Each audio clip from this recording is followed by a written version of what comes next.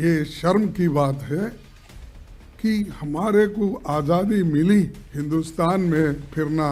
बड़ा मुश्किल उनको हो जाएगा। दोस्तों, आखिर ऐसा क्या हो गया कि कांग्रेस के नए मुख्यालय का उद्घाटन होते ही मल्लिकार्जुन खड़गे और राहुल गांधी इतने ज्यादा गुस्से में आ गए,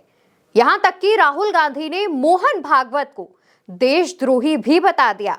दोस्तों, यहां पर कांग्रेस के नए मुख्यालय का उद्घाटन होता है। इसके बाद राहुल गांधी और मल्लिकार्जुन खड़गे जो कांग्रेस के नेता वहां पर मौजूद होते हैं, उन्हें संबोधित कर रहे होते हैं, जिसमें पहले खड़गे का एक बयान सामने आया, जिसमें खड़गे ने मोहन भागवत को लेकर कई बड़ी बातें कही। सुनिए। आज़ादी मिलने के बाद भी अभी उसको वो स्वीकार नहीं कर रहे,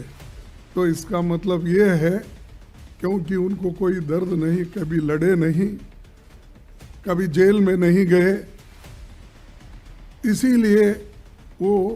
उनको याद नहीं रहता। मुझे ये कहना पड़ता है कि उनका जो स्टेटमेंट है उसको मैं कंडम करता हूँ,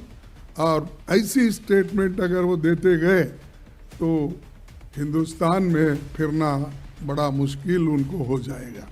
और इसके बाद दोस्तों, राहुल गांधी का भी एक बयान सामने आता है, जिसमें राहुल गांधी मोहन भागवत को लेकर कहते हैं, मोहन भागवत हर 2-3 दिन में अपने बयानों से देश को ये बताते रहते हैं कि वो स्वतंत्रता आंदोलन, संविधान के बारे में क्या सोचते हैं। उन्होंने हाल ही में जो कहा वो देशद्रोह है, क्योंकि उनके बयान का मतलब है कि संविधान का कोई औचित्य नहीं है, अंग्रेजों के खिलाफ आजादी की लड़ाई का महत्व नहीं है। दोस्तों, राहुल गांधी और मल्लिकार्जुन खड़गे का ये बयान उस समय सामने आया जब कांग्रेस के कई वरिष्ठ नेता और कार्यकर्ता नई दिल्ली में कांग्रेस के नए ऑफिस का उद्घाटन करने पहुंचे थे, जिसका नाम इंदिरा भवन रखा गया है। दोस्तों, कल ही मोहन भागवत का एक बयान सामने आया था, जिसमें मोहन भागवत ने ये कहा कि राम मंदिर जब बना तभी हमें सच्ची स्वतंत्रता मिली। मोहन भागवत ने अपने बयान में कहा, अयोध्या में रामलला की प्राण प्रतिष्ठा की तिथि प्रतिष्ठा द्वादशी के रूप में मनाई जानी चाहिए,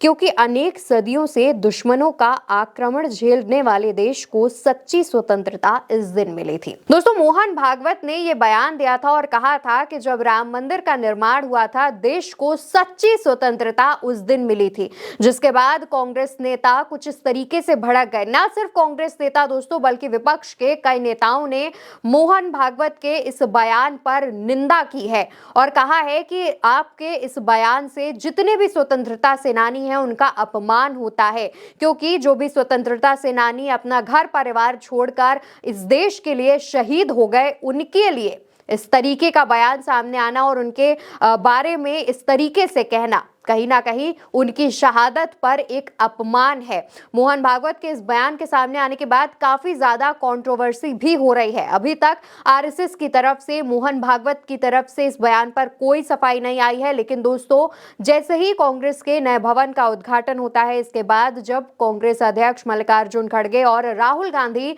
संबोधन करने आते हैं,